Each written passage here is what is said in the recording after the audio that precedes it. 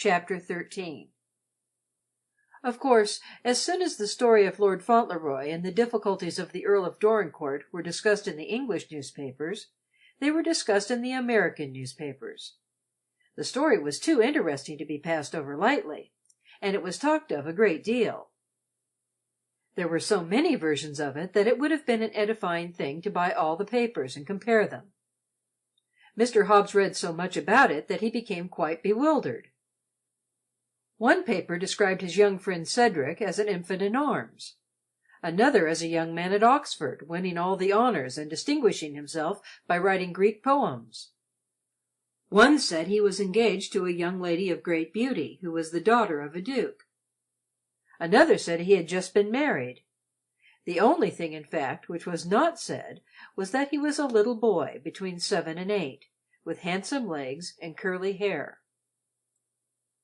One said he was no relation to the Earl of Dorincourt at all, but was a small impostor who had sold newspapers and slept in the streets of New York before his mother imposed upon the family lawyer, who came to America to look for the Earl's heir.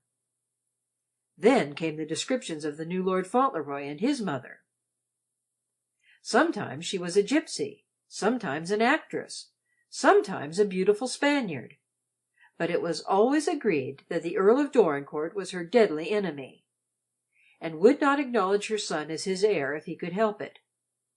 And as there seemed to be some slight flaw in the papers she had produced, it was expected that there would be a long trial, which would be far more interesting than anything ever carried into court before.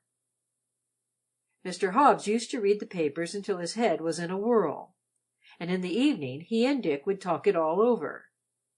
They found out what an important personage an Earl of Dorincourt was, and what a magnificent income he possessed, and how many estates he owned, and how stately and beautiful was the castle in which he lived, and the more they learned, the more excited they became. "Seems like something ought to be done," said Mr. Hobbs. "Things like them ought to be held on to, earls or no earls." But there really was nothing they could do but each write a letter to Cedric, containing assurances of their friendship and sympathy. They wrote those letters as soon as they could after receiving the news, and after having written them, they handed them over to each other to be read. This is what Mr. Hobbs read in Dick's letter: "Dear friend, I got your letter and Mr. Hobbs got his, and we are sorry you are down on your luck, and we say hold on as long's you can, and don't let no one get ahead of you. There is a lot of old thieves will make all they can of you if you don't keep your eye skinned. But this is mostly to say that I've not forgot what you did for me, and if there ain't no better way, come over here and go in pardners with me. Business is fine, and I'll see no harm comes to you. Any big feller that tries to come it over you will have to settle it fust with Professor Dick Tipton, so no more at present. Dick." And this is what Dick read in Mr. Hobbs' letter: "Dear Sir, yours received, and would say things look bad. I believe it's a put-up job, and them that's done it ought to be looked after sharp. And what I write to say is two things. I'm going to look this thing up. Keep quiet, and I'll see a lawyer and do all I can. And if the worst happens, and them earls is too many for us, there's a partnership in the grocery business ready for you when you're old enough, and a home and a friend in. Yours truly, Silas Hobbs." "Well," said Mr. Hobbs, "he's provided for between us, if he ain't an earl."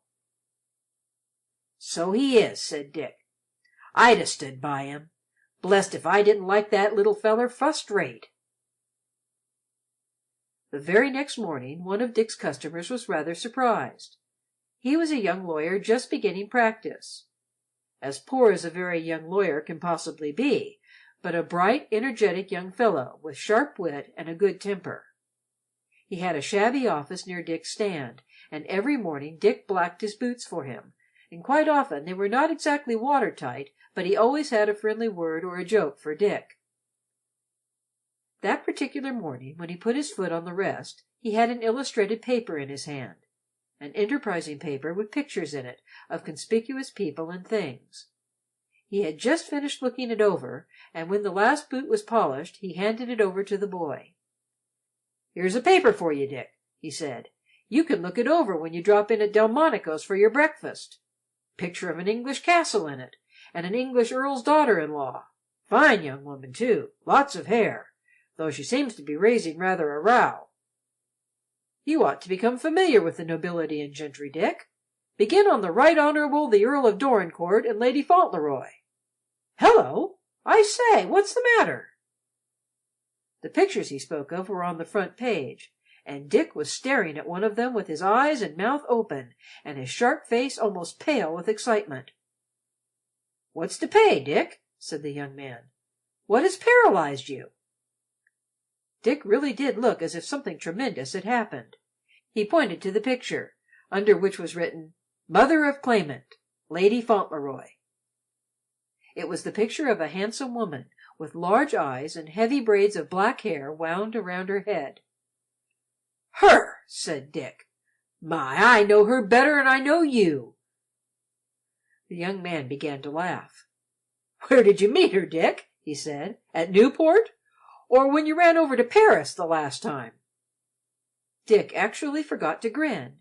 He began to gather his brushes and things together, as if he had something to do which would put an end to his business for the present. "Never mind," he said. "I know her, and I've struck work for this morning." And in less than 5 minutes from that time he was tearing through the streets on his way to Mr. Hobbs in the corner store. Mr. Hobbs could scarcely believe the evidence of his senses when he looked across the counter and saw Dick rush in with the paper in his hand. The boy was out of breath with running, so much out of breath, in fact, that he could scarcely speak as he threw the paper down on the counter. "Hello!" exclaimed Mr. Hobbs. "Hello! What you got there?" "Look at it!" panted Dick. "Look at that woman in the picture! That's what you look at! She ain't no 'ristocrat, she ain't," with withering scorn. "She's no lord's wife. You may eat me if it ain't Minna. Minna!